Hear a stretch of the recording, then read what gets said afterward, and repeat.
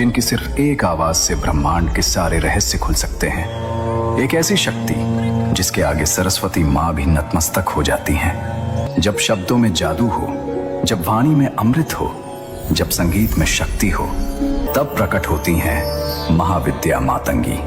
लेकिन क्या आप जानते हैं मातंगी का जन्म कैसे हुआ? क्यों उन्हें तांत्रिक सरस्वती कहा जाता है? और सबसे बड़ा रहस्य, वो पूजा विधि जो हर नियम को तोड़ देती है।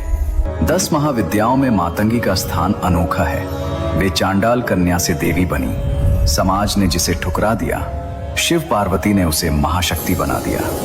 आज मैं आपको बताऊंगा वो कहानी जो शास्त्रों में छुपी है, वो रहस्य जो बहुत कम लोग जानते हैं। तो बने रहिए हमारे साथ। दोस्तों, इस कहानी को समझने से पहले हमें जानना होगा 10 महाविद्याओं के बारे में। जब भगवान शिव और माता पार्वती के बीच एक वाद विवाद हुआ, तब पार्वती माँ ने अपनी 10 शक्तियों को प्रकट किया।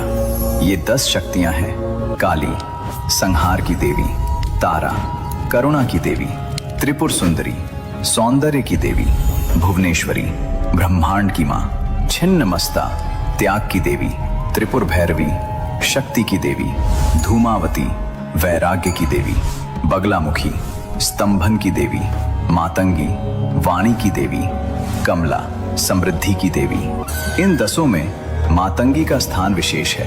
क्यों? क्योंकि वे वाणी, संगीत, कला और ज्ञान की अधिष्ठात्री देवी हैं। मातंगी माँ का स्वरूप अत्यंत मनमोहक और शक्तिशाली है। उनका रंग गहरा हरा है, जैसे घने जंगल की हरियाली। कुछ ग्रंथों में उनका रंग नीला भी बताया गया है, जैसे नीले आकाश की गहराई। उनके 4 हाथ हैं। पहले हाथ में वीणा, जो संगीत और कला का प्रतीक है। दूसरे हाथ में खड्ग, जो ज्ञान की तीक्ष्णता का प्रतीक है। तीसरे हाथ में खोपड़ी, जो अहंकार के नाश का प्रतीक है। चौथे हाथ में पाश, जो बंधन और मोक्ष दोनों का प्रतीक है। उनके कंधे पर एक हरा तोता बैठा रहता है। ये तोता केवल एक पक्षी नहीं, ये वाणी का प्रतीक है, संदेश का वाहक है। मातंगी माँ के गले में वैजयंती माला है। उनका मुकुट चमकता है। उनकी आंखें अर्धनिमीलित हैं, ध्यान में डूबी हुई। वे कमल के सिंहासन पर विराजमान रहती हैं। कभी कभी उन्हें शव के ऊपर बैठा भी दिखाया जाता है। ये तंत्र साधना का प्रतीक है। अब एक सवाल आता है, मातंगी और सरस्वती दोनों वाणी की देवी हैं, तो फिर अंतर क्या है? सरस्वती वैदिक ज्ञान की देवी हैं। वेद, उपनिषद, शास्त्र, ये उनका क्षेत्र है। वे शुद्धता की प्रतीक हैं, सात्विक हैं। उनका रंग सफेद है। मातंगी तांत्रिक ज्ञान की देवी हैं। मंत्र, यंत्र, रहस्यमय विद्याएं, ये उनका क्षेत्र है। वे बंधनों से परे हैं। उनका रंग गहरा है। सरस्वती हंस पर बैठती हैं, जो विवेक का प्रतीक है। मातंगी तोते के साथ रहती हैं, जो वाणी का प्रतीक है। सरस्वती को शुद्ध भोजन चढ़ाया जाता है। मातंगी को उच्छिष्ट भोजन चढ़ाया जाता है, यानी जूठा भोजन। ये अंतर केवल पूजा पद्धति का नहीं, ये दर्शन का अंतर है। सरस्वती नियमों में विश्वास करती हैं, मातंगी नियमों से परे हैं। अब सुनिए मातंगी के जन्म की वो कथा जो बहुत कम लोग जानते हैं। ये घटना है कैलाश पर्वत की। भगवान शिव और माता पार्वती अपने दिव्य निवास में विराजमान थे। एक दिन शिव और पार्वती भोजन कर रहे थे। वो भोजन साधारण नहीं था, वो अमृत तुल्य था। दिव्य फल, दिव्य पेय, दिव्य व्यंजन। शिव और पार्वती आनंद में थे। वे भोजन करते, हंसते, बातें करते। लेकिन उनकी इस लीला को कोई देख रहा था? नहीं, कोई देवता नहीं, कोई ऋषि नहीं। कैलाश के नीचे पृथ्वी पर एक युवती घूम रही थी। वो एक चांडाल परिवार की थी।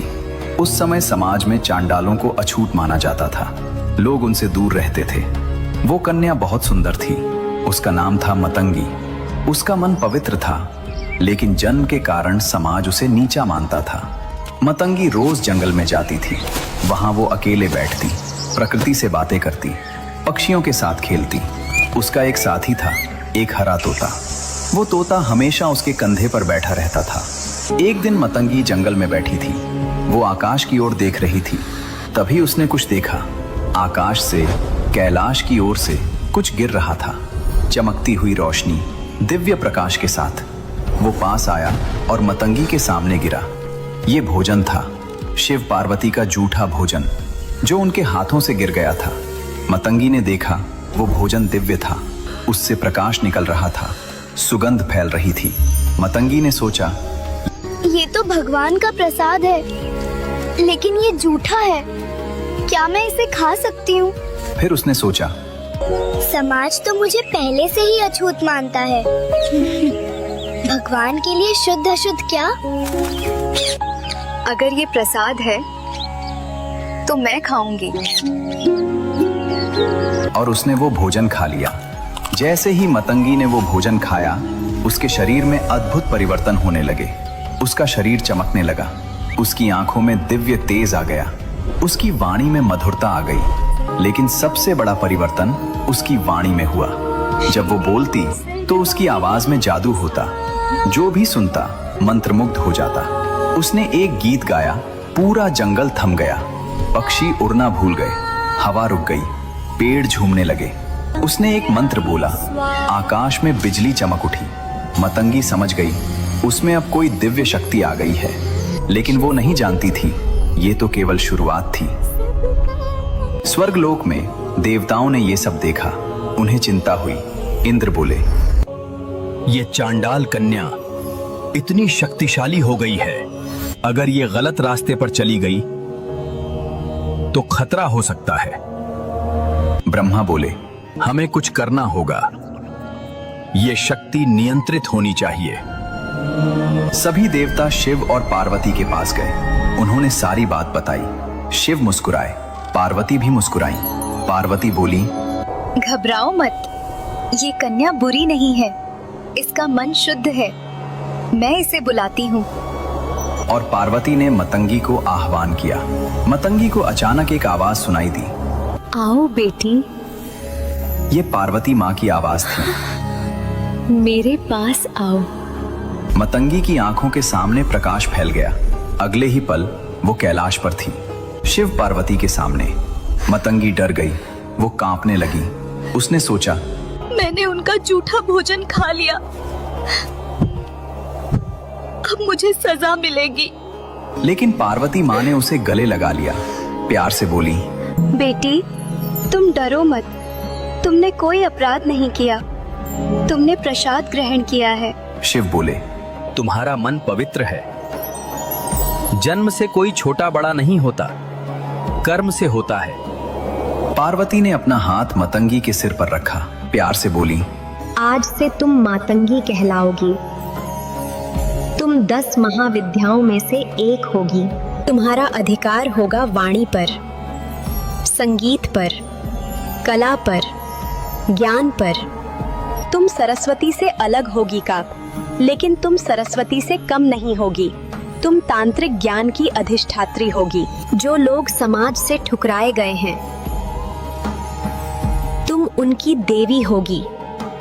जो लोग नियमों में नहीं बंधते, तुम उनकी शक्ति होगी। वो एक साधारण कन्या से महाविद्या बन गई। उसके 4 हाथ हो गए। उसके हाथों में वीणा, खड्ग, खोपड़ी और पाश आ गए। उसका वो प्यारा तोता उसके कंधे पर बैठ गया। देवताओं ने आकाश से पुष्पों की वर्षा की। जय माता मातंगी की गूंज कैलाश में फैल गई। इस तरह एक चांडाल कन्या महाविद्या बन गई। अब